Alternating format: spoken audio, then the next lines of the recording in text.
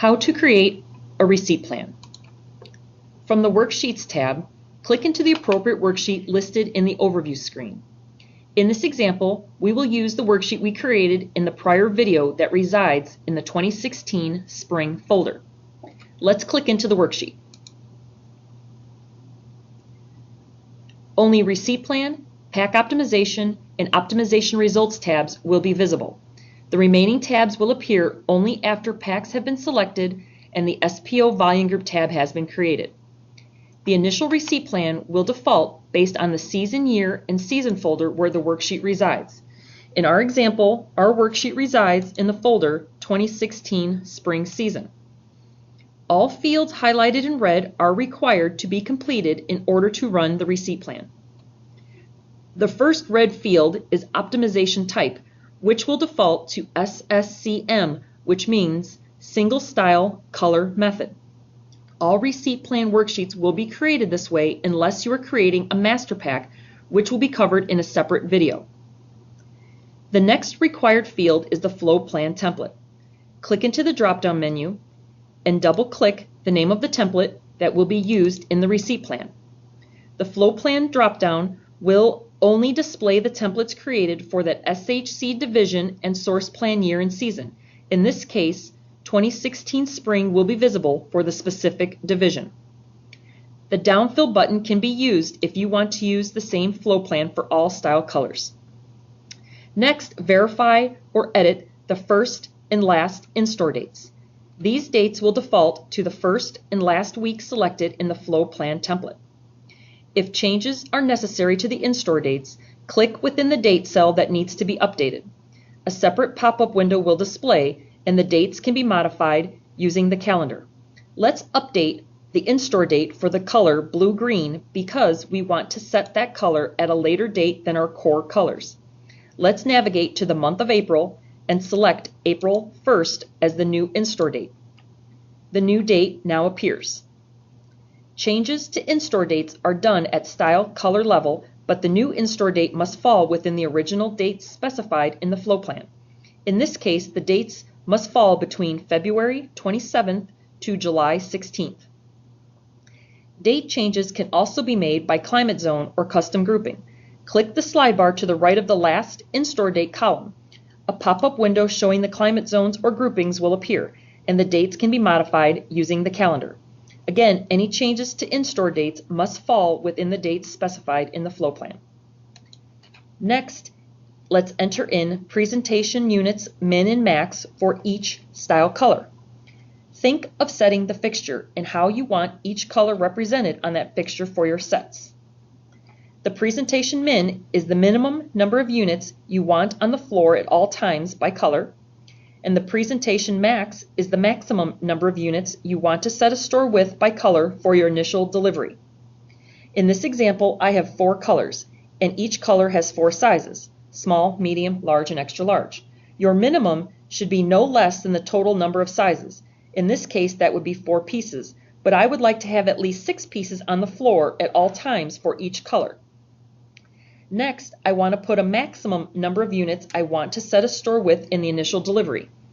In this example, I want to give a max number of 12 pieces per color for the fixture, which holds 48 pieces. This means for the initial set delivery only, stores will receive anywhere from 6 to 12 pieces depending on store demand. Let's go back to the worksheet and enter in 6 as our minimum and 12 as our maximum. You can use the fill down to populate if all colors are going to be the same or enter in each color value accordingly. There is a column next to presentation units that is called fixture planning. This is an optional feature that will allow users to plan by fixture by specifying different min-max presentation units for groups of stores by style color. This will be used for groups of stores within the same flow plan, but have different space allocations for the same product. Fixture planning should be used for the exception stores that would not be getting the style color level min-max presentation units. In this example, we have our original store list, which will be receiving 6 to 12 units. However, there are exception stores within our original list that require more or less than the original 6 to 12 pieces selected. The yellow highlighted stores have multiple fixtures and will require more product. The green highlighted stores have a smaller fixture allotted and will need less product. Let's go back to our worksheet and click on the Fixture Planning button for the color black. A pop-up box will appear where you can enter in a specific corporate model or import a customized list. If a corporate model does not exist for your specific groupings of stores, a customized list must be created. If you use a corporate model, you can enter in the model number or choose the magnifying glass where you can search for an existing model. Once you've selected a model, you will click Add Store Group button. Users can also import a custom store list. If you need to download a blank template, select the radio button for Import Custom Group, which will activate the link in order to download the template. You will fill in each column with the group of stores and the min-max units. Each grouping of stores would get the same min-max presentation units. You will save the file to your computer or desktop.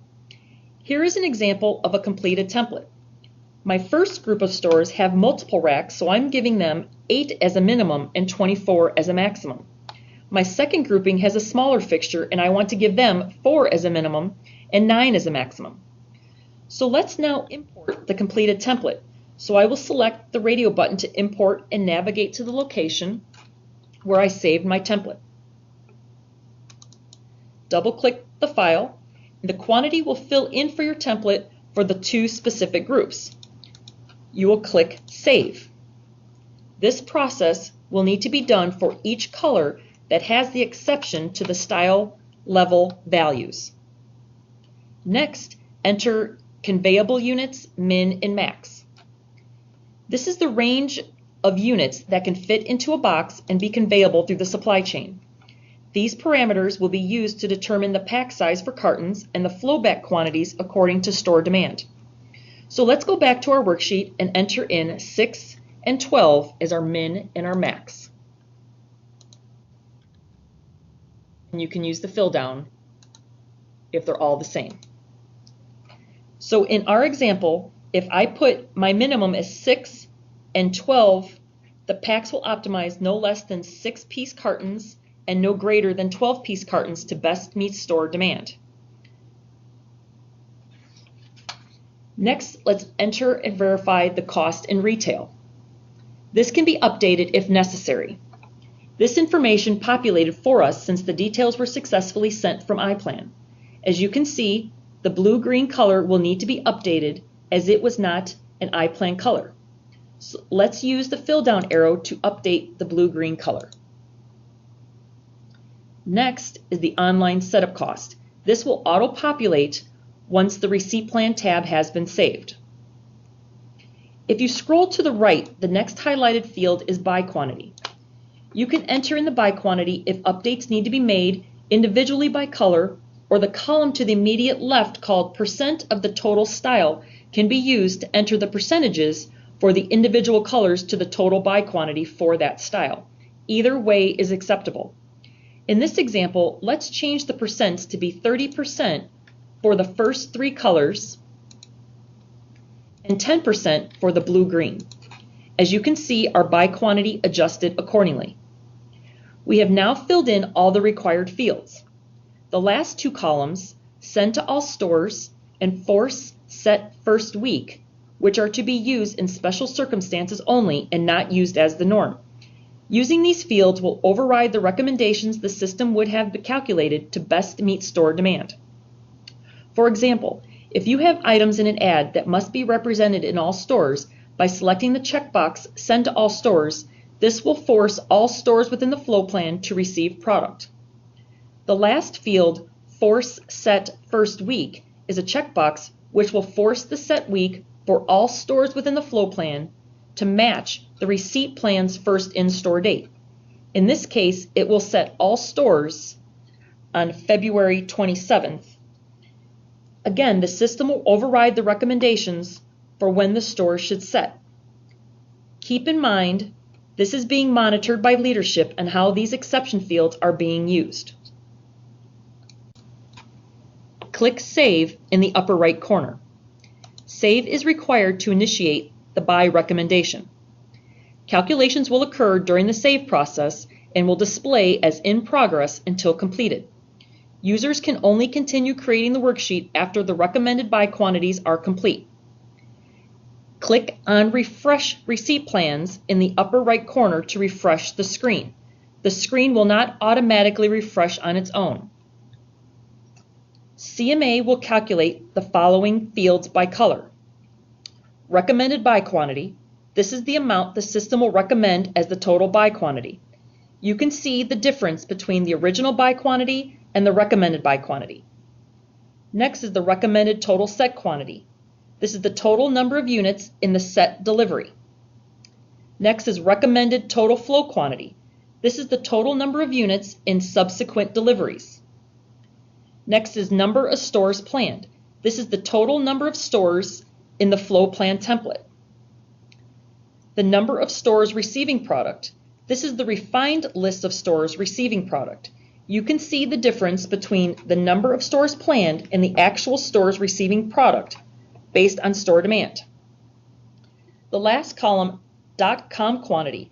If .com is included as a store in the flow plan, this will display how many units they will receive in their delivery. The receipt plan is now complete and ready for the next step in the size pack optimization process. There may be instances when multiple receipt plans are needed on the worksheet.